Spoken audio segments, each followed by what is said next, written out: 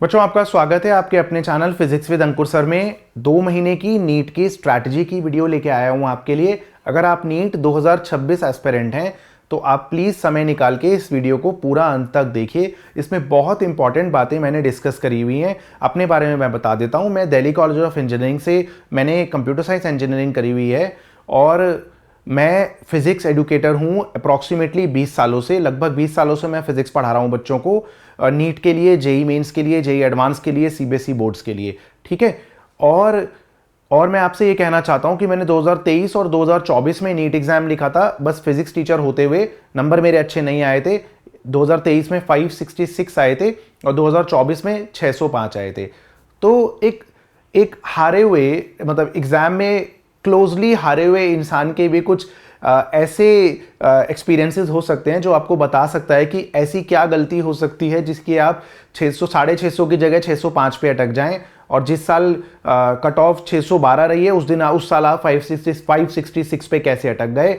तो उसके पीछे के क्या क्या रीज़न हैं या क्या क्या गलतियां अंत में आपको नहीं करनी है, या अब आपको कितने क्वेश्चन करने हैं, कहाँ से करने हैं, बायो फिजिक्स केमिस्ट्री कितनी कितनी पढ़नी है और अपने आप को मोटिवेटेड कैसे रखना है। इस वीडियो में ये सारी बातें डिस्कस होंगी। ये वीडियो आपके लिए है, इसको ध्यान से समझिए और देखिए।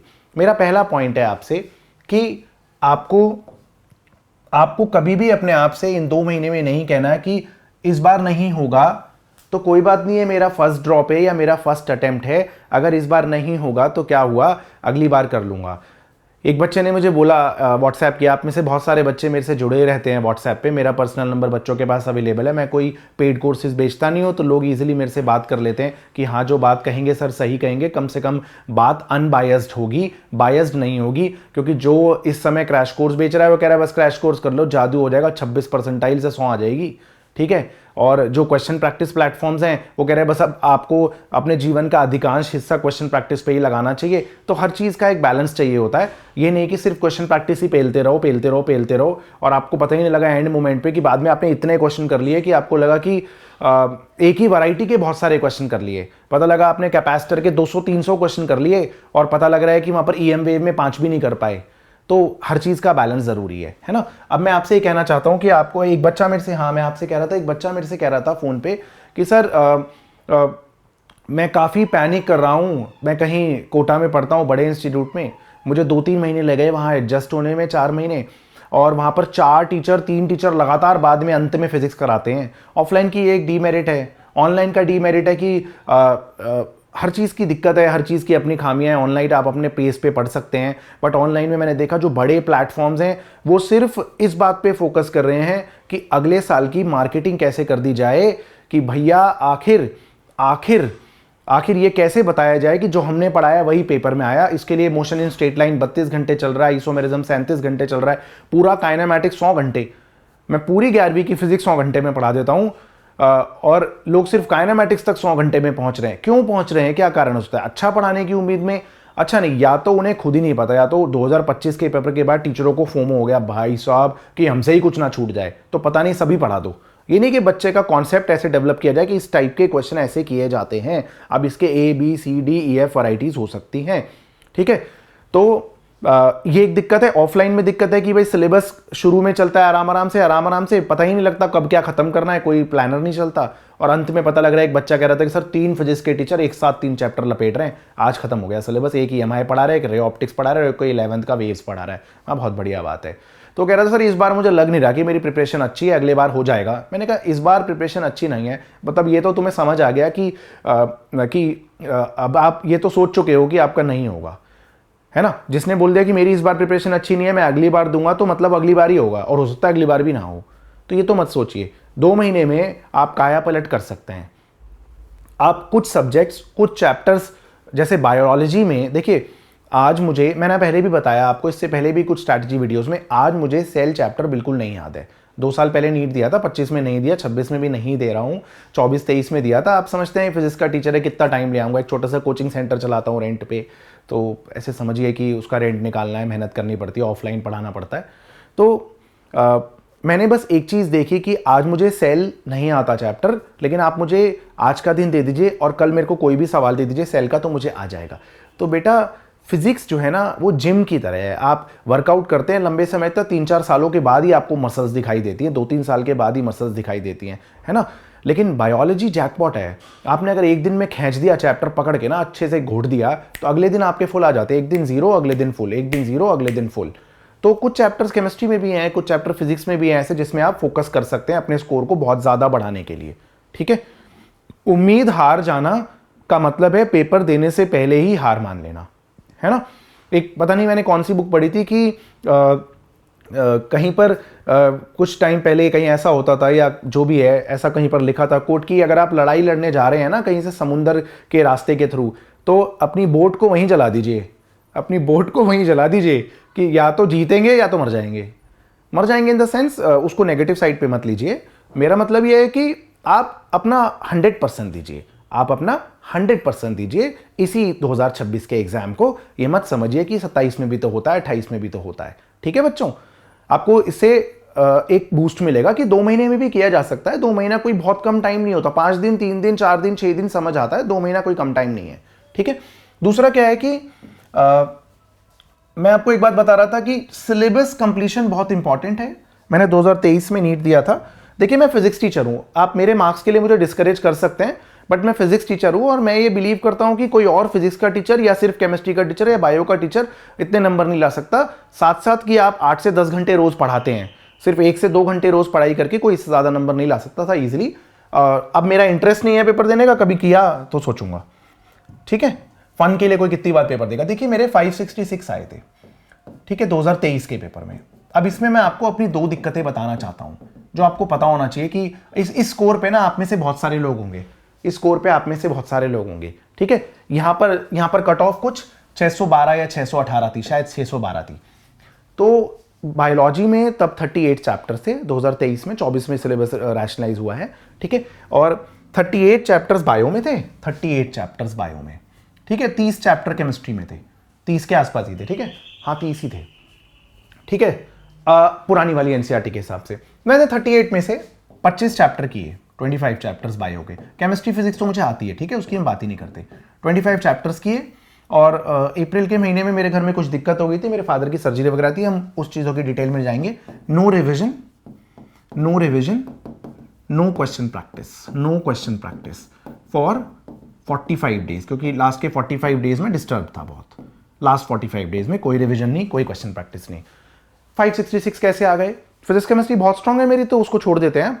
बायोलॉजी में 2023 का पेपर इतना आसान आया था, कुछ ऑप्शन एलिमिनेशन स्केलेटल सिस्टम के अंदर, एनिमल टिश्यूज के अंदर, आप समझ रहे हैं, इतने आसान क्वेश्चन आए थे कि मैंने सिर्फ एक चीज जानने पे भी मार्क कर दिया। तो बायो में ऐसा होता है कि अगर आपको एक चीज भी पता हो तो आप match the following quickly match कर देता है। टाइप्स ऑफ जॉइंट्स का क्वेश्चन होता है स्केलेटल का, है ना, और कौन सी मसल कहाँ पे प्रेजेंट है ये बहुत इंपॉर्टेंट हो जाता है। टिश्यूज का जो मैच दी फॉलोइंग आता है, 99.9% आती हैं चीजें, और ये एक ऑप्शन एलिमिनेशन से मैच हो जाती हैं। तो इतनी खराब प्रिपरेशन, 25 तो चैप्टर ही किए थे 38 में से, 13 तो चैप्टर नहीं किए और रिवाइज एक भी नहीं किया, तो इतना कम रह गया। अगर उसमें स्कोर चैप्टर कंप्लीशन उस दिन सिलेबस कंप्लीट होता तो ये स्कोर 630 640 आराम से होता, है ना, क्योंकि पेपर बहुत ईजी था। चलिए, तो सिलेबस कंप्लीशन इंपॉर्टेंट है। आप ये सोचे कि मैं अभी 1000 क्वेश्चन 500 क्वेश्चन करूंगा हर चैप्टर के। आपने अगर 80 में से 70 चैप्टर कर लिए हैं और 10 चैप्टर नहीं किए हैं, उन 10 चैप्टर को आप ओकेश लेवल तक कर सकते हैं। ओकेश मतलब आपने एनसीईआरटी बायो की बात करें तो एनसीईआरटी पढ़ ली, अच्छे से खा ली, चाट ली, ठूस ली, ठीक है। उसके बाद में आपने क्वेश्चंस कर लिए एवरेज तौर पे, depending upon the chapter. Microbes जैसा चैप्टर है तो 60-70 क्वेश्चन कर लिए जो डिफरेंट वैरायटी के हैं। एचएचडी है आपने 100 क्वेश्चन कर लिए, मॉल बेसिस है आपने 300 कर लिए, इनहेरिटेंस वेरिएशन है आपने 400 कर लिए, 300-400 कर लिए, ह्यूमन रिप्रोडक्शन है तो वो आपने 200-250 क्वेश्चन कर लिए, 300 क्वेश्चन कर लिए, 200 क्वेश्चन कर लिए, और रिप्रोडक्टिव हेल्थ 50 क्वेश्चन कर लिए, सब कुछ कवर हो जाएगा, है ना। तो बच्चों ये याद रखिए कि जरूरी नहीं है कि आप जिस उस पे चल रहे हैं फॉर्मेट पे। एक बच्चा कहता है सर मैं इज इट ओके सर कि मैं अगर 31 मार्च या अप्रैल की फर्स्ट वीक तक भी सिलेबस खत्म कर लूं, बिकॉज मैं डीसी पांडे भी करता हूं, बुक्स सारी अच्छी हैं। देखिए किसी भी बुक्स को एनकरेज डिस्करेज तो कर ही नहीं रहा हूं, इस वीडियो को नेगेटिव तो लीजिएगा मत, ठीक है। मैं डीसी पांडे करता हूं सर, एक मैं एचसी वर्मा करता हूं, और एक और कोई बच्चा बता रहा था शायद सेंगेज नीट की, 3 बुक्स करता हूं सर मैं। तो तीनों बुक से करने में मुझे मार्च एंड लग जाएगा। तो मैंने कहा इट इज ओके अगर आप सिर्फ डीसी पांडे कर लो या सिर्फ सिंगेज कर लो। आप मतलब 3 बुक्स क्यों करनी है बचे हुए 10 चैप्टर की। 2025 लेवल का पेपर आया तो जिनकी फिजिक्स खराब थी उनसे बहुत सारी फिजिक्स नहीं हो पाई, मैं मानता हूं। अरे 2023 और 2024 लेवल अगर आ गया तो उसे तो करने के लिए केपेबल बन जाओ अपने आप को। कम से कम अपने सिलेबस को तो ठीक से कवर अप कर लो, कुछ ओकेश लेवल तक कर लो, क्वेश्चन की संख्या को लिमिट कर लो। पागलों की तरह एक चैप्टर के 500 क्वेश्चन की जगह 150 कर लो, 200 कर लो। 100 क्वेश्चन भी उतना ही काम कर देंगे अगर आपने उसे चालाकी से किया है, हर टॉपिक कवर कर लिया है। अगर आपने बात करी करंट इलेक्ट्रिसिटी तो आपको करंट कैरियर भी पता है।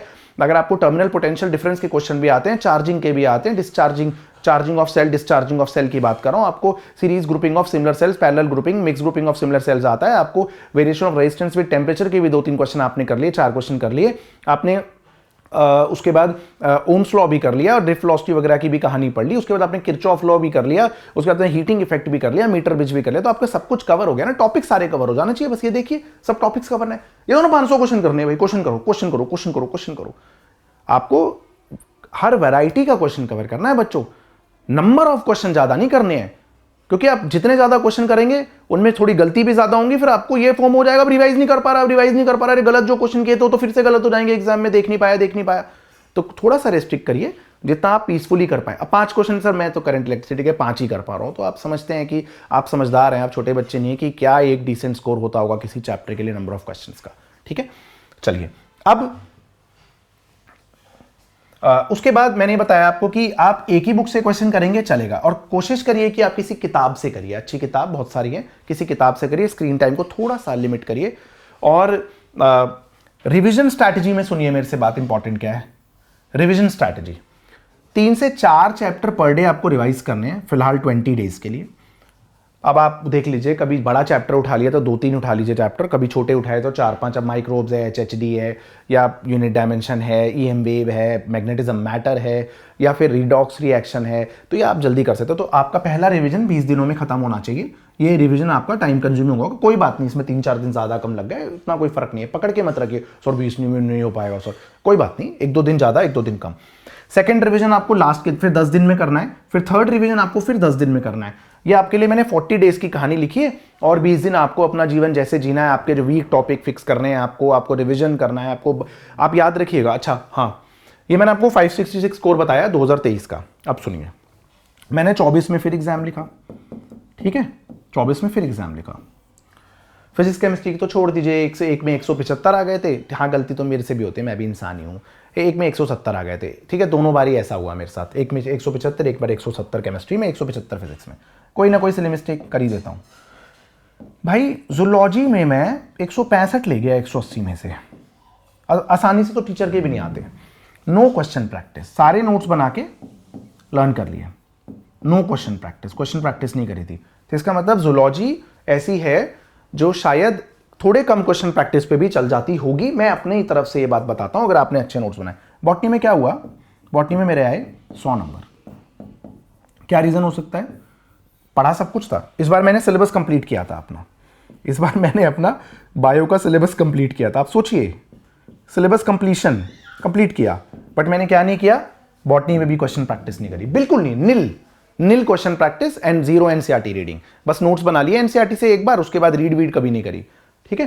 तो यहां क्या हुआ मेरे साथ, यहां मेरे साथ ये हुआ कि क्योंकि मेरे को पेपर अटेम्प्टिंग स्ट्रैटेजी या हैबिट नहीं थी, अब अच्छा भी नहीं लगता यार उस उम्र में जाके पेपर लिखूंगा कहीं पर। वो तो चला गया था शर्म में शेव वेव करके, तब थोड़ा पतला भी था तो लोग मान लेते थे, बोलता था 6-7 साल ड्रॉपर हूं। अब नहीं मानेंगे भाई, ठीक है। तो यहां पर क्या हुआ मेरे साथ, यहां पर मेरे से भर के सिली मिस्टेक्स हुई, भर के। यहां भी मैंने रिवीजन सिलेबस कंप्लीट किया, बट ऑलमोस्ट नो रिवीजन। यार आप समझ सकते हैं कि मेरे को अप्रैल में नया बैचेस स्टार्ट करने होते हैं सेंटर पे। आपको पता है नीट प्रेप पे भी काम होता है, इधर उधर भी काम है मेरे, अपने सेंटर पे भी बैठना है पूरे दिन, पढ़ाना भी है बच्चों को, जेई मेंस के बच्चों को पढ़ाना है, जेई एडवांस का पढ़ाना है। आपके पास कितना टाइम मिलेगा। तो मैंने ऑलमोस्ट नो रिवीजन किया, बस सिलेबस कंप्लीट किया और ऑलमोस्ट नो रिवीजन।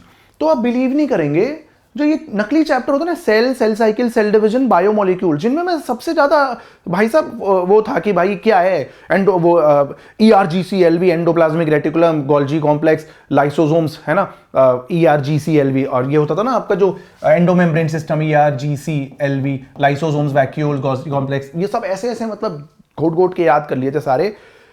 और अंत में क्या हो रहा है कि वो कुछ कुछ बारीकी पूछ लेते हैं कई बार। सेल में बारीकी आ गई, सेल साइकिल, सेल डिवीजन में गलती से भूल गए यार, अर्ली एंड ऑफ प्रोफेज था या स्टार्टिंग ऑफ मेटाफेज था, गलत हो गया क्वेश्चन। दो दो थोड़ा थोड़ा थोड़ा थोड़ा फेड हो गया दिमाग से, चीजें फेड हो गया दिमाग से।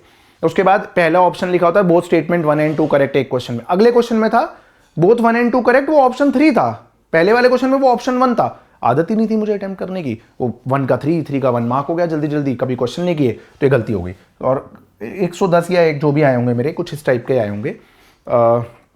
ये 265 बने ना, लगाओ जरा, मेरे को एग्जैक्टली तो याद भी नहीं है। यहाँ 15 कटे या 80, 15 और 80 कितने कट गए, 95। और मेरे टोटल कितने कटे हैं, मेरे टोटल कटे हैं 605 आए थे ना, 115, तो शायद 170 होंगे दोनों में, फिजिक्स केमिस्ट्री में, ठीक है, ऐसा कुछ होगा, ठीक है। तो यही लगभग यही था, ठीक है। अब मुझे इतना याद नहीं एग्जैक्टली। तो मुद्दा क्या है कि रिवीजन बहुत मैटर करता है, और खास तौर से ये बॉटनी का रिवीजन मैटर करता है। आप लोग कंफर्टेबल होंगे बॉटनी में, लेकिन एंड मोमेंट पे गलतियां बॉटनी या जूलॉजी में रिवीजन ना करने से ज्यादा होंगी, इनऑर्गेनिक केमिस्ट्री में रिवीजन ना करने से ज्यादा होंगी, केमिस्ट्री की इनऑर्गेनिक ऑर्गेनिक के रिवीजन ना करने से ज्यादा होंगी। फिजिक्स के रिवीजन करने और रिवीजन ना करने में बहुत ज्यादा अंतर नहीं आएगा।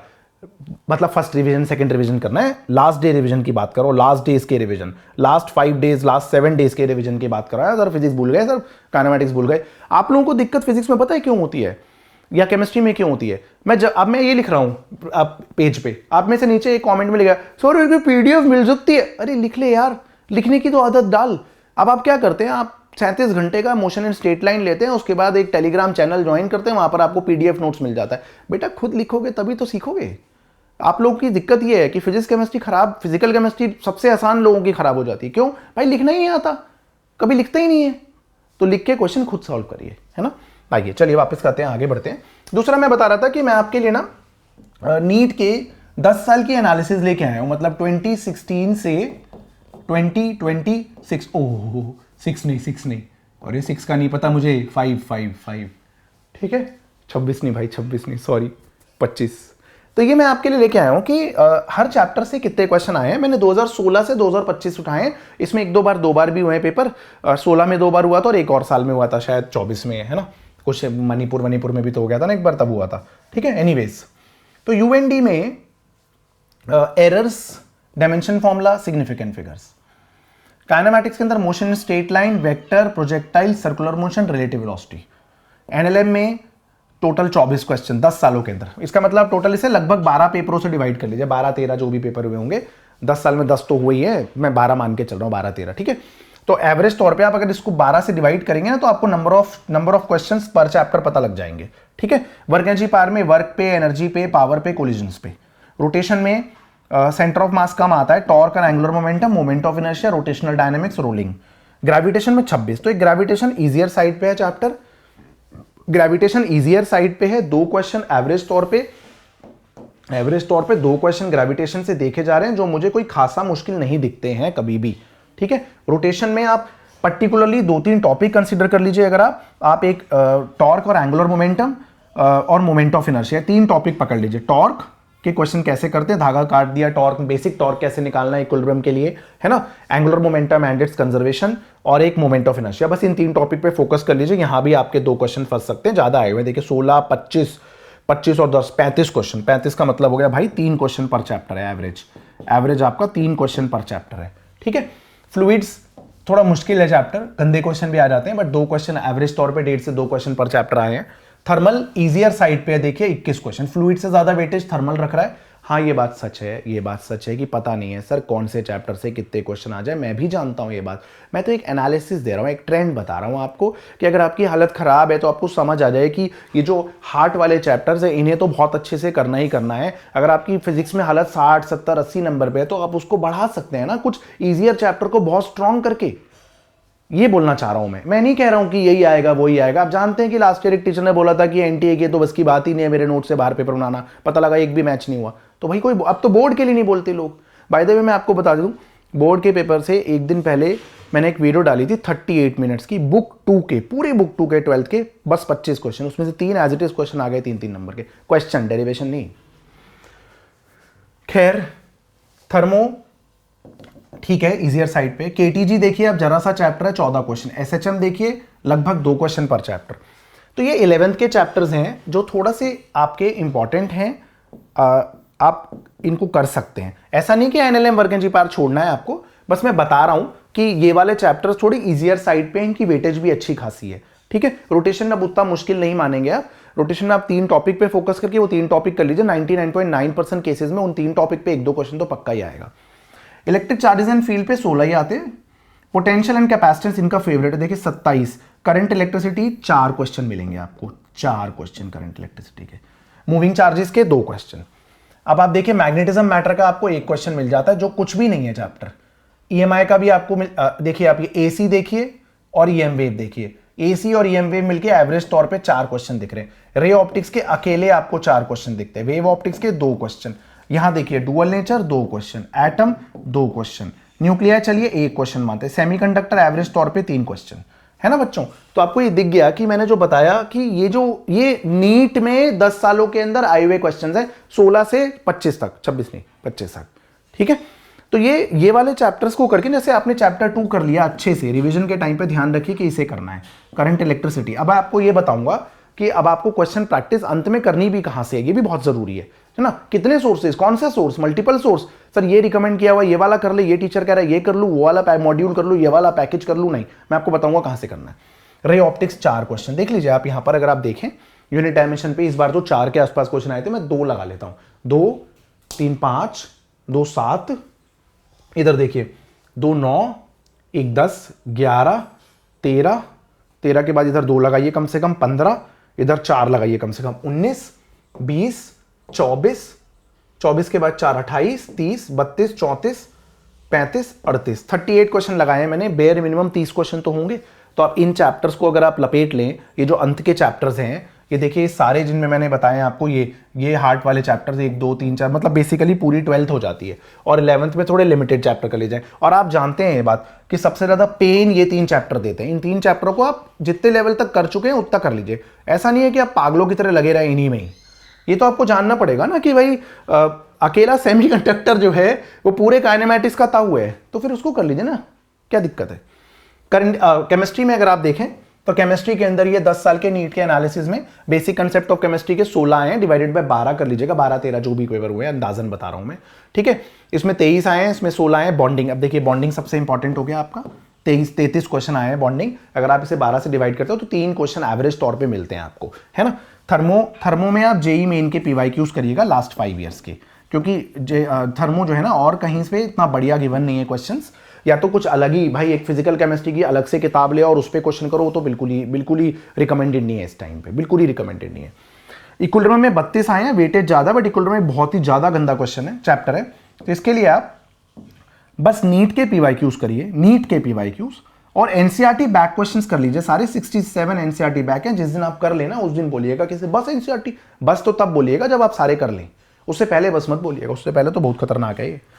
ऑर्गेनिक के आपको जीओसी में जेई मेन करना चाहिए, जेई मेन के लास्ट 5 ईयर, जेई मेन मतलब 20 साल नहीं, अब लास्ट 5 ईयर्स के जेई मेन करने चाहिए। हाइड्रोकार्बन ईजियर साइड पे, हाइड्रोकार्बन आप कर सकते हैं। ठीक है, यहां देखिए 12th के अंदर देखिए सारी फिजिकल इंपॉर्टेंट है। वैसे तो आपने देखा ये सॉल्यूशंस के भी 24 क्वेश्चन कोई कम नहीं है, इलेक्ट्रो के भी, इसके भी 2-2 क्वेश्चन आ रहे हैं, 2-2 क्वेश्चन आ रहे हैं। इलेक्ट्रोकेमिस्ट्री मेरे को पता नहीं क्यों पर्सनली बहुत इंपॉर्टेंट चैप्टर लगता है, इसकी वेटेज बोर्ड में भी ज्यादा और इसमें बहुत सारा माल है पूछने को।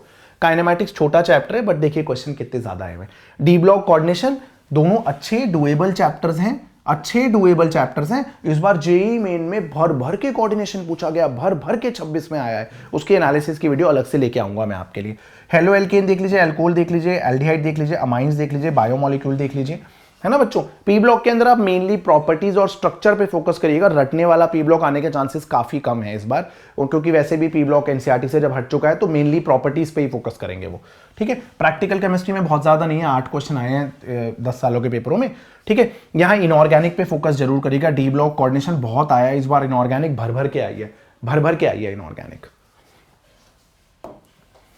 अब आप देखिए क्वेश्चन सॉल्विंग जो है ना आपकी, प्रॉब्लम सॉल्विंग, अब आपको क्वेश्चंस करने हैं भाई, मैं क्वेश्चन कहां से करूं, कितने करूं, तो कितने करूं तो मैं आपको बताऊं, आपको प्रॉब्लम सॉल्विंग का टाइम अपना 2 से 5 दोपहर का जरूर बनाना है, और उसमें आपको 180 क्वेश्चन करने हैं डेली रिवीजन के टाइम पे, ये आपका प्रॉब्लम सॉल्विंग टाइम है। ऐसा नहीं है कि अगर आप 10 घंटे पढ़ रहे हैं तो आप 6 घंटे सिर्फ क्वेश्चन ही करिए, ऐसा नहीं है। आपने 180 क्वेश्चन करे डेली, और आपने ऐसा 60 दिन तक किया, तो आप जान सकते हैं कि 10,000 11,000 क्वेश्चन हो जाएंगे लगभग आपके, बहुत होते हैं प्रैक्टिस के लिए, इतने बहुत होते हैं। और 2 से 5 करिए, क्योंकि अगर कई लोगों को आदत है कि पहले पूरी रात पढ़ेंगे फिर दिन में मगरमच्छ की तरह पड़े रहेंगे, बिल्कुल नहीं करना है ऐसा।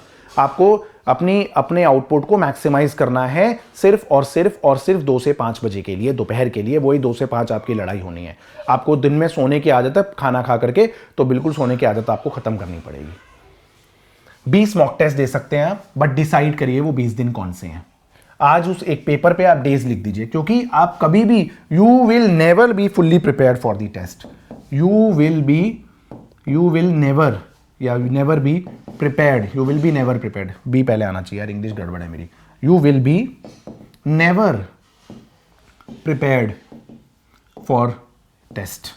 फुल कोर्स टेस्ट के लिए आप कभी प्रिपेयर्ड नहीं होंगे, फुल कोर्स आज नहीं कल दे दूंगा, 20 देने तो 20 तो आखिरी के 20 दिन में भी दे सकते हैं, और अब आखिरी के 10 दिन में दिन के 2 दे दूंगा, दिन के 2 दे दूंगा, है ना, ये नहीं करना बेटा। आपको आज दिन लिखने, आज डेट लिखनी है, वो 20 डेट्स जहां आप सेंटर पे देने जा रहे हैं, ऑनलाइन दे रहे हैं, कैसे भी दे रहे हैं, वो 20 दिन आपको आज डिसाइड करके लिखना कि मैं इन दिन पे ये टेस्ट दूंगा, बस। वो डेट आगे और पीछे नहीं होगी। आप बीमार है तो भी उसी दिन देंगे, क्योंकि आप नीति वाले दिन भी बीमार हो सकते हैं, आपको बीमार होते हुए भी अपने आउटपुट को मैक्सिमम करना है, ठीक है। और पेपर 2 से 5 के पेपर से पहले ना 12:30 बजे अपने आप को बाहर गर्मी में खड़ा कर लीजिएगा पहले दोपहर में, ठीक है, और अपने आप को 5-6 चाटे मार लीजिएगा, थोड़ा कि मैं अगर गुस्से में भी आ जाऊं तो भी पेपर अच्छा कर सकूं, क्योंकि वहाँ मैं देखता हूँ लोगों के बच्चे होते हैं 12वीं क्लास के, ठीक है, 18 साल के, उनकी पुराना आधार लगा होता है, भाई तेरी फोटो मैच नहीं हो रही, ला अभी पूछता हूँ एनटीए में कि तेरे को अलाउ करेंगे नहीं करेंगे, तो ऐसे भी लफड़े बहुत होते हैं भाई, लाइन लंबी सी लग गई है ना, दिक्कत हो गई थी, तो भारत देश है, यहाँ पे ऐसी प्रॉब्लम भी होती है, तो अपने आप को खराब सिचुएशन के लिए प्रिपेयर रखिएगा, ठीक है, कि धूप में पूरा बैठ के खड़े होइएगा 1-1.5 घंटा पहले बाहर 12:30 बजे, फिर 1:45 बजे घर के अंदर एसी चला के क्वेश्चन करिएगा मजाक कर रहा हूँ बच्चों, ऐसे ही। अब देखिए 200 से 250 क्वेश्चन आप जो है बायोलॉजी में कर लीजिए, but doing 3 books in physics. आप बायोलॉजी में चाहे 200 से 250 क्वेश्चन कर रहे हैं और 3 बुक्स कह रहे हैं फिजिक्स में 3 किताबों से करूंगा, तो नहीं करना है ऐसा, ठीक है। आपको एक ही किताब करनी है किसी भी सब्जेक्ट में, अब आपको एक ही किताब करनी है किसी भी सब्जेक्ट के लिए, एक ही किताब करनी है, 3-3 4-4 किताबें नहीं करनी है। मैंने आपको बताया कि फिजिक्स का अगर आप कुछ करेंगे, अगर आपका स्कोर 400 पे अटका हुआ है, 450 पे अटका हुआ है, 350 पे अटका हुआ है, 480 पे अटका हुआ है, तो आप पहले फोकस करिए केमिस्ट्री और बायो पे थोड़ा ज्यादा, और फिजिक्स के हाई वेटेज चैप्टर उठा लीजिए, क्योंकि all of a sudden improvement आपको तभी दिखेगी। फिजिक्स तो आप 2 महीने पढ़ेंगे जब, तो आपको धीरे धीरे इंप्रूवमेंट दिखेगी, बट केमिस्ट्री और बायोलॉजी के अंदर एटलीस्ट आपको बहुत ऑल ऑफ अ सडन अचानक से आपको इंप्रूवमेंट दिखाई देगी। Biology 0, biology 100 next day, chemistry 0, chemistry 80-90 अगले दिन। ऐसा होता है बच्चों, होता है, ठीक है। और मैंने बताया कि बायो और केमिस्ट्री के बहुत सारे चैप्टर्स आपके लिए जैकपॉट्स हैं, है ना। फिजिक्स में जैसे unit dimension, gravitation, thermal, thermodynamics, KTG, SHM, current, magnetism, matter, EMI, AC, EM wave, ray wave, modern physics, semiconductor, ये बहुत इंपॉर्टेंट चैप्टर्स, आप इन पे फोकस कर सकते हैं बहुत ज्यादा। मैं किसी भी तरीके से ये नहीं कह रहा हूं कि आप ये बाकी चैप्टर छोड़ के जाइए, आप सारे चैप्टर्स करिए, अपनी रिविजन चेकलिस्ट में इनको थोड़ा रिग्रेसली कर लीजिएगा, अब क्वेश्चन प्रैक्टिस की बात करते हैं। क्वेश्चन प्रैक्टिस में क्या है कि याद रखिए कि फिजिक्स और केमिस्ट्री के अंदर अगर आपने जितनी भी क्वेश्चन प्रैक्टिस की हुई है पहले, आपने वो क्वेश्चन जिनमें आपने पहले कभी ना कभी कहीं ना कहीं गलती करी हुई है, आप उनको प्लीज रिवाइज करिए। अगर आप बहुत ऑर्गेनाइज्ड आदमी हैं, आपने मिस्टेक नोटबुक बना रखी है, तो अपनी मिस्टेक नोटबुक को, फिजिक्स केमिस्ट्री की मिस्टेक नोटबुक को गो थ्रू करिए, वो बहुत जरूरी है, क्योंकि अदरवाइज आप 6-8 महीने में ये भूल जाते हैं कि आपने पहले क्या गलती करी थी, ठीक है। चलिए उसके बाद याद रखिए कि आपको अगर क्वेश्चंस प्रैक्टिस कर रहे हैं, अब अगर फिजिक्स केमिस्ट्री नहीं सर मेरे तो ये हो गया रिवीजन भी हो गया है क्वेश्चन का सर, अब मुझे नए क्वेश्चन करने हैं या मैं क्वेश्चन और करना चाहता हूं, कहां से करूं? तो सर ये ए इंस्टीट्यूट का मॉड्यूल ले लूं, बी इंस्टीट्यूट का मॉड्यूल ले लूं, एक इंस्टीट्यूट सी इंस्टीट्यूट का मॉड्यूल ले लूं, बी इंस्टीट्यूट का मॉड्यूल ले लूं, जेड इंस्टीट्यूट का मॉड्यूल ले लूं, या कोई ऑनलाइन प्लेटफॉर्म से कर लूं, ये कर लूं वो कर लूं। अरे जो पेपर में आया वो कर लो ना, क्या दिक्कत है? कोई दिक्कत है क्या? कोई और बना रहा है क्या पेपर? जो पेपर में आया वो कर लो। नीट 2016 से 2026 के पेपर कर लीजिए, मतलब चैप्टर वाइज क्वेश्चंस आते हैं, बुक्स आती है 38 ईयर की बुक आती है, उसमें आप 2004-5 वाले जो आपको पता लग जाएगा कि आउट ऑफ सिलेबस, ऐसे अब तो रैशनलाइज कर देते हैं लोग, काट देते हैं जो सिलेबस में नहीं है, तो कोई दिक्कत नहीं है। वैसे 38 ईयर की नीट की बुक आती है, और इनफैक्ट 2016 वाला पेपर अच्छा था नीट का, 2025 भी अच्छा था, उससे पहले भी मतलब 7-8 साल पहले के जो पेपर थे, बीच में 7-8 साल फिर ईजी आए, जो भी उसका नाम था AIPMT, और उससे पहले भी तगड़े आते थे पेपर, ईजी नहीं आते थे। ठीक है, अगर आपको लगता है नहीं ये काफी है तो मैं कर चुका हूं नीट के, तो आप जेई मेन के 2026 के क्वेश्चन कर लीजिए। जेई मेन के 2026 के टोटल 250 या 248 क्वेश्चन, 1-2 क्वेश्चन ड्रॉप हुए, वो मैं भी आपके लिए चैप्टर वाइज डालूंगा अभी इस चैनल पे। हाँ, मैं बहुत प्रॉमिस कर देता हूँ, पूरा नहीं कर पाता हूँ ऑफलाइन क्लासेस में एक्सट्रीम बिजी होने की वजह से, बट मैं अपनी पूरी कोशिश करूंगा कि आपके नीट एग्जाम तक जितना आपको मैक्सिमम दे पाऊँ। आपको मेरे से क्या रिक्वायरमेंट है, क्या चीज़ें चाहिए, ठीक है, जेन्युइनली आप मुझे बताइएगा। आपकी जेई मेन की केमिस्ट्री की एनालिसिस, डिटेल्ड एनालिसिस की वीडियो पेंडिंग है मेरी तरफ, वो मैं एक लेके आऊँगा आपके लिए 1-2 दिन के अंदर। एक फिजिकल केमिस्ट्री में कैलकुलेशन इस बार बहुत ज़्यादा आई है जेई के अंदर, ऑर्गेनिक में भी कैलकुलेशन आई, बच्चों को पेपर लेंदी लगा केमिस्ट्री का, तो उस थोड़ी कैलकुलेशन को कैसे किया जा सकता है, कैसे अवॉइड किया जा सकता है या कैसे फास्ट किया जा सकता है, वो भी एक वीडियो लेके आऊँगा आपके लिए। एनालिसिस में ये वीडियोज़ लेके आऊँगा, और साथ में जो मेरा पेंडिंग चल रहा था, मेरा होमवर्क, कि आपकी मॉडर्न फिजिक्स चल रहा था, न्यूक्लियाई के बाद रे ऑप्टिक्स, वेव ऑप्टिक्स, जो मैंने हाई वेटेड चैप्टर्स आपको बताए, वो भी आपको इस नीट से पहले कराऊंगा, वन शॉट फॉर्म में, लाइव फॉर्म में, किसी भी फॉर्म में। ठीक है, 15-20 दिन से वीडियो बिल्कुल नहीं डाल पा रहा था, बट मैं आपके लिए अब वापस आ चुका हूँ। ठीक है, जेई मेन अगर आपको इसमें देखिए नीट के अगर आप 2016 से 2026 करेंगे, आपको समझ आ गया कितने इको चैप्टर में क्वेश्चन आए हुए। करंट वारंट में 34 क्वेश्चन है, बाकी सब में 20 क्वेश्चन है, 20 क्वेश्चन। जेई मेन में टोटल 250 क्वेश्चन है, एवरेज लगाएंगे तो 10 क्वेश्चन पर चैप्टर है, 10 क्वेश्चन, ये 20 क्वेश्चन। ठीक है, अब अगर आप जेई मेन के 2020 से 2025 के पेपर उठाएंगे तो यहां आपको 70 क्वेश्चन पर चैप्टर एवरेज और मिल जाएगा। तो आपके पास ये 100 क्वेश्चन पर चैप्टर करने का वो है, जो आपका ये 2 से 5 का क्वेश्चन प्रैक्टिस का टाइम है, आप उसमें ये वाले क्वेश्चन कर सकते हैं, उसमें आप ये वाले क्वेश्चन कर सकते हैं। 2016 से 2026 अब ये क्वेश्चन नहीं आते, ये तो कोई नहीं बोल सकता, ये तो क्वेश्चन आए हुए हैं पेपर में। जेई मेन के क्यों क्वेश्चन बोल रहा हूं, जेई मेन के क्वेश्चन 2025 का नीट का पेपर, कम से कम उसमें 10 से 12, इनफैक्ट 15-16 क्वेश्चन जेई मेन के प्रीवियस ईयर थे, या प्रीवियस ईयर पे बेस्ड क्वेश्चन थे, वैल्यूज चेंज करने के साथ। ठीक है, इसलिए बोला मैंने करने के लिए। बायो ऑब्वियसली आपको रिवाइज करनी है, जो आपने बायो में गलत क्वेश्चन किए हैं, बट आप याद रखिए कि कोशिश करिए कि अब आप एक डिफरेंट सोर्स या डिफरेंट किताब से बायो करिए। बायो आप वो किताब ले आइए, कोई भी किताब जो ऑब्वियसली आपके सिलेबस की हो, जो आपने अभी तक नहीं टच करी है, कोई भी ऐसा सोर्स ऐप जिस टाइप के क्वेश्चन आपने बायो में नहीं किए हों। टाइप मतलब जिस जगह से नहीं, टाइप तो क्या होता है बायो में, टाइप तो वही होता है, वही इंग्लिश घुमा फिर आगे पूछ लेते हैं, लंबा बना देते हैं, 10 स्टेटमेंट दे देते हैं, वही है ना। बट बायो में आप सेम क्वेश्चन दोबारा को रिवाइज करिए जो गलत है, लेकिन उसके बाद प्रैक्टिस के लिए आप बायो में नए क्वेश्चन लाइए, क्योंकि मैंने ये गलती खुद भुगती है कि बायो में कई बार क्वेश्चन ना आप इंटरप्रेट नहीं कर पाते। इंटरप्रेट इन द सेंस कि वो इतनी जल्दी स्विच करते हैं क्वेश्चंस को। एक बार में वो स्टेटमेंट दे दी 4, इनमें से कितनी सही है भाई, बदतमीजी है यार। 6 स्टेटमेंट दे दी, इनमें से कितनी सही है, कौन सी नहीं कितनी, तो ये बहुत बदतमीजी होती है। तो इनमें सबसे ज्यादा बच्चे मार्क्स लूज करते हैं। या बोथ स्टेटमेंट 1 and 2 करेक्ट है ना, 1 ट्रू 2 सेकंड फॉल्स, वो वाली स्टेटमेंट वाले में गलती हो जाती है। तो आप नई बुक से, क्योंकि आप जिस भी सोर्स से लर्न कर रहे हैं ना, आपके बैक ऑफ द माइंड में उसके आंसर रट गए हैं आप, तो आप उसे घट दोबारा कर लेंगे और अच्छा फील करेंगे। लेकिन आप जब नए क्वेश्चन करेंगे तो आपको ये समझ आएगा कि नए क्वेश्चन को दोबारा पढ़ के कैसे किया जाए। बायो के लिए, फिजिक्स केमिस्ट्री में बहुत ज्यादा नए करने की जरूरत नहीं है। फिजिक्स केमिस्ट्री का यही अल्टीमेट सोर्स है आपके लिए, इससे ज्यादा नहीं है। ये तो मैं पर्टिकुलरली आपको फिजिक्स के, केमिस्ट्री के लिए नहीं, सारे जेईई मेन केमिस्ट्री में नहीं करने, कुछ चैप्टर्स में ही करने है ना। केमिस्ट्री मैंने आपको बताया होगा कौन से चैप्टर्स में करने हैं आपको। जेईई मेन अगर आप करना चाहें तो आप थर्मो के लिए कर लीजिए, आप बॉन्डिंग के लिए जेईई मेन कर लीजिए। 5 साल बोल रहा हूं बस, ठीक है। आप बॉन्डिंग के लिए कर लीजिए, उसके बाद आप जीओसी के लिए कर लीजिए, ठीक है। और उसके बाद आप इस बार इनऑर्गेनिक बहुत अच्छी आई है, तो आप इनऑर्गेनिक के डी ब्लॉक और कोऑर्डिनेशन के लिए और जेईई मेन कर लीजिए। बाकी आपको बहुत ज्यादा फिजिकल के चैप्टर भी करने की जरूरत नहीं पड़ेगी। जेईई मेन का लेवल थोड़ा अलग ही है, थोड़ा ज्यादा ही है, ठीक है। अब हम लास्टली क्या डिस्कस करेंगे, हाँ लास्टली ये लॉन्ग लेक्चर्स आपको बिल्कुल नहीं देखने हैं। 40 घंटे पढ़ा रहे हैं ये बाद में क्लेम करने के लिए कि माल कैसे बेचेंगे बाद में, वो ये बोलना चाहते हैं बस कि हमने जो पढ़ा है वही पेपर में आया, बच्चे का हुआ नहीं हुआ तू जाने, फिर से ले ले एक 3.0, 5.0, 7.0, 10.0, टंटा ही खत्म, हमें क्या फर्क पड़ता है। उसके बाद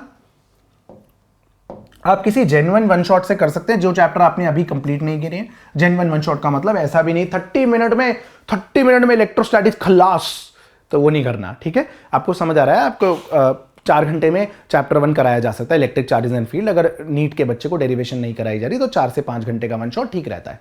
कोई 35 घंटे पढ़ा रहा है वो भी नहीं करना, और कोई आधा घंटा ही पढ़ा रहा है वो भी नहीं करना। 4 घंटे, 5 घंटे, 6 घंटे अगर आपने कोई चैप्टर नहीं किया है तो उसका वन शॉट आप कर सकते हैं। प्लस आपको क्वेश्चन प्रैक्टिस करने हैं, जहां से मैंने आपको बताया 100 क्वेश्चन पर चैप्टर एटलीस्ट अब आपको करने हैं इन 2 महीने के अंदर, है ना। No need to read NCERT in physics now. Physics के अंदर एनसीईआरटी रीड करने की आपको कोई खासा आवश्यकता नहीं, मुझे नहीं लगता। अगर आपको करना है तो नीट के इनटेक्स्ट जो स्टेटमेंट वाले क्वेश्चन है, इनटेक्स्ट स्टेटमेंट्स हैं कुछ, कि what is the path of electrons in the absence of electric field, in the presence of electric field, वो वाले आप इनटेक्स्ट क्वेश्चन कर सकते हैं एनसीईआरटी के। वो भी मैं मोस्ट इंपॉर्टेंट क्वेश्चन की वीडियो बना दूंगा आपके लिए। फिजिकल केमिस्ट्री में जरूर करिए, और इनऑर्गेनिक केमिस्ट्री में एनसीईआरटी रीडिंग जरूर करिएगा। बायो तो ठीक है आप करते ही हैं, बायो तो मस्ट ही है एनसीईआरटी, है ना। फिजिकल केमिस्ट्री के अंदर कई बार अंदर से ऐसा क्वेश्चन पूछा जाता है जो बच्चा अटेम्प्ट नहीं कर पाता, इनऑर्गेनिक में भी ऐसा होता है। लास्टली याद रखिए कि इररेलेवेंट, यूजलेस और बिल्कुल बेकार शॉर्टकट्स आपको नहीं याद करने हैं। शॉर्टकट्स के पीछे आंसर, इस क्वेश्चन को कैसे किया जा सकता है वो याद रखिए, इसका आंसर क्या होता था वो याद मत रखिए प्लीज। यही किया लोगों ने 2025 में, इसलिए लोगों के साथ बहुत दिक्कत हुई। एक टीचर है, नाम तो ले नहीं सकता मैं यहां पर किसी का, बोलते हैं शॉर्टकट में म्यू हमेशा जी के साथ होता है, म्यू हमेशा जी के साथ होता है, म्यू हमेशा जी के साथ नहीं होता। अगर रिकॉर्ड प्लेयर वाला क्वेश्चन है वहां म्यू जी के साथ आता है, मिनिमम ओमेगा की वो मैक्सिमम ओमेगा की कॉइन घूमता रहे, म्यू जी के साथ आ रहा है। लेकिन डेथवेल वाला क्वेश्चन है कितना ओमेगा से घूमे सिलेंडर की ब्लॉक चिपका रहे, वहां म्यू जी के साथ नहीं आ रहा है। गंदे शॉर्टकट्स जो अप्लाई नहीं होते सब जगह। Time is alpha x square plus beta x. इसमें बोला कि अल्फा का डायमेंशन फॉर्मूला लगा दो, बीटा का डायमेंशन फॉर्मूला निकाल दो, फिर ऑप्शंस में पुट करके देख लो कि कौन सा आंसर मैच हो रहा है। बिल्कुल गलत। नीट 2025 में आपने देखा time x square plus x दे दिया उन्होंने, 2026 जेईई मेन के क्वेश्चन को, AIEEE के क्वेश्चन को दे दिया, और वहां पर आपको डिफरेंशिएट करके ये आंसर निकालना, तो वहां आपका शॉर्टकट नहीं लगा, ठीक है। और इसलिए जेईई मेन करना है क्योंकि नीट में कम से कम 10 से 12 क्वेश्चन, इनफैक्ट 15 क्वेश्चन तक जेईई मेन बेस्ड थे। 5 साल के लास्ट ईयर के कर लीजिए, नहीं तो बेयर मिनिमम 2026 के जेईई मेन के क्वेश्चन कर लीजिएगा।